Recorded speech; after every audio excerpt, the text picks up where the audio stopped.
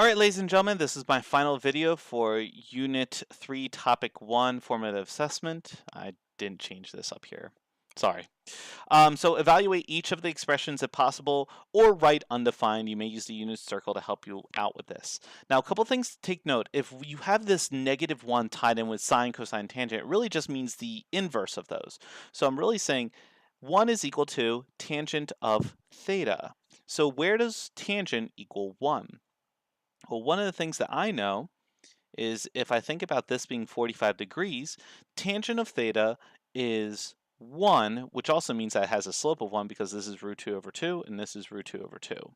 So this is going to be, now depending on your teacher and how you kind of set this up, you can either say theta is going to be equal to pi over 4, which is also 45 degrees. Normally they would specify whether they wanted it in radians or degrees. I'm going to do it in both just so that you have available. And then if all students take calculus, we can say that there's also another value for this, which your calculator will actually not give you, but it will be over in this quadrant, which would be not just 180, but 45 degrees after that, 45 degrees after that, which will also be 225 degrees, or 5 pi over 4. Now, most of the time, they usually want that first one that is in the first quadrant, but in this case, I want to make sure that you have both available. Now, the next one, cosine of theta is equal to 3.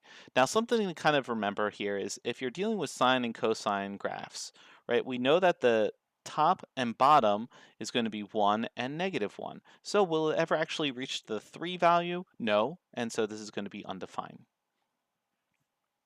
The next one, where is sine, so I'd say sine of theta is going to be equal to -√3 over 2.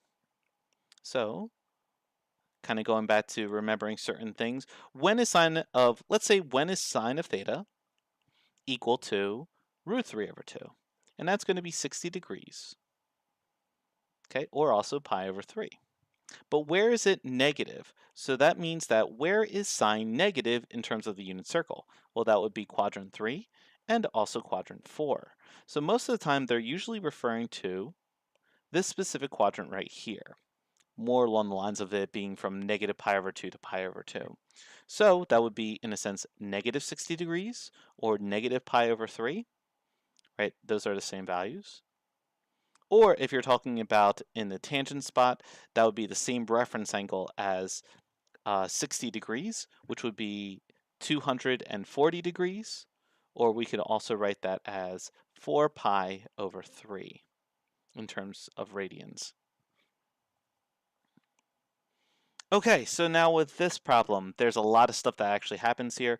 Couple things to kind of take note. Sine, the inverse sine of 1/2 is actually going to be 30 degrees, and then sine of 30 degrees is just going to be 1/2. So weirdly enough, they actually cancel with one another, especially when I'm talking about values that can, in a sense, be put into this. Now, it can be 1/2, right? Because remember, it could be 30 degrees, or it could also be 150 degrees. But since we most likely choose the one that is in the first quadrant, we kind of do it from there. Now, if I'm talking about the tangent, or excuse me, not tangent, if I'm now talking about, let's say, I'm going to put the t back in there and the c back in there. If I'm talking about 7 pi over 3, we're talking about all the way from here to, in a sense, here. Draw this terminal side here. By the way, that's going to be 210 degrees, if that kind of helps you along, also known as 30 degrees for my reference angle. So what is sine of 30 degrees in the third quadrant? That is going to be -1/2. So with sine being -1/2, where is sine of theta going to be equal to -1/2? What's going to end up happening here is we're still talking about quite possibly still in that 270 range, but it's going to transition to its principal values being from -pi over 2 to pi over 2.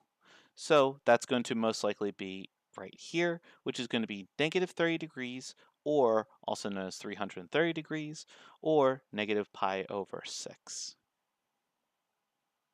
So it gets to be kind of tricky.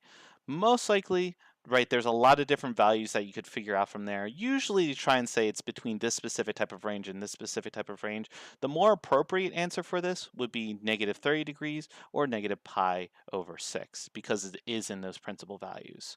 Same thing with most of these, right? It's usually going to be the first value, but just still kind of keep in mind of the other values because we're going to get into solving sinusoidal equations and, that gets to be kind of difficult and you need to know both of those values. Okay, so it says a rider's height in feet above the ground of the Ferris wheel is modeled by the specific type of equation where t is equal to the number of seconds of the rider last past the lowest point of the wheel. How many seconds have gone by when the rider first reaches a height of 53 feet? 53 feet. Okay, so where t is equal to how many seconds have gone by when the rider first reaches a height of 53. Okay, so what I'm going to do here is I'm going to plug this into my graph.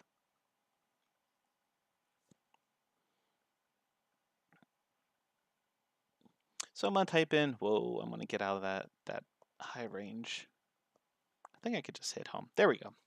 So I'm going to write down y equals 30 cosine of pi x divided by 12 and then plus 38. Now, since my graph isn't available, there it is. So yet again, you're going to have to adjust your window a little bit. So how many seconds have gone by when the rider first reaches a height of 53 feet? So the next thing I'm going to do is I'm going to do y equals 53 and then figure out where it intersects it. And that is going to be at 4 seconds. Pretty easy, right? You can also actually type in 53 right into the t value and solve from there. I think it'll work out nicely. Okay, next one. So which restriction of the domain y is equal to sine of x results in a function whose inverse is also a function? Check all that apply.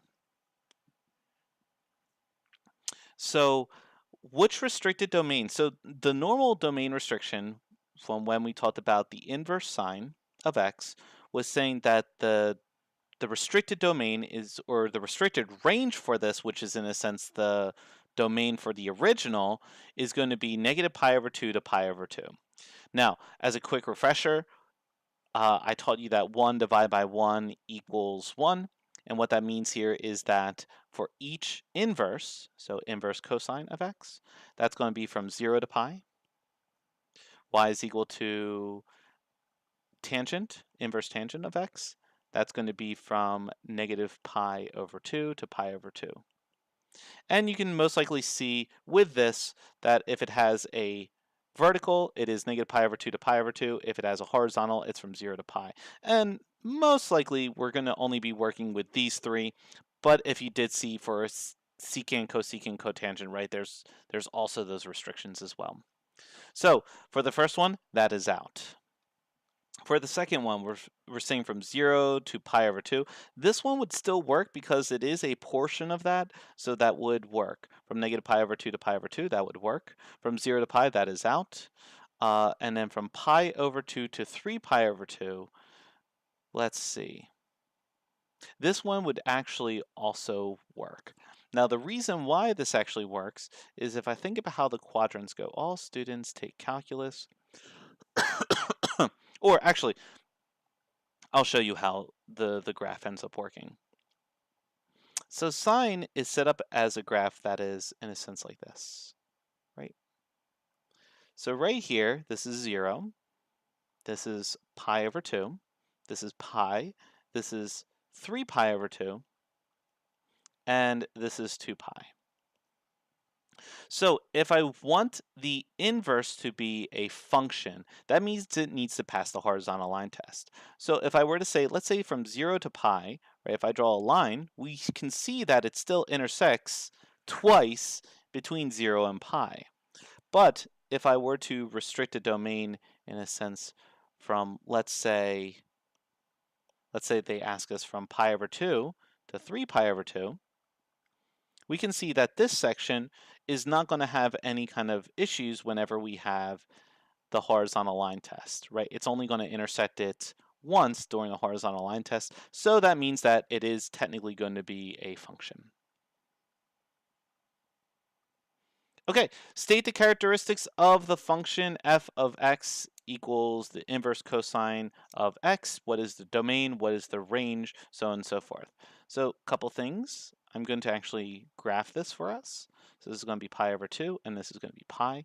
So we know that's going to be 1, 0, 0 pi over 2, and then negative 1, right? This is 1 pi. So I end up getting a curve that looks like, oops, I get a curve that looks like this.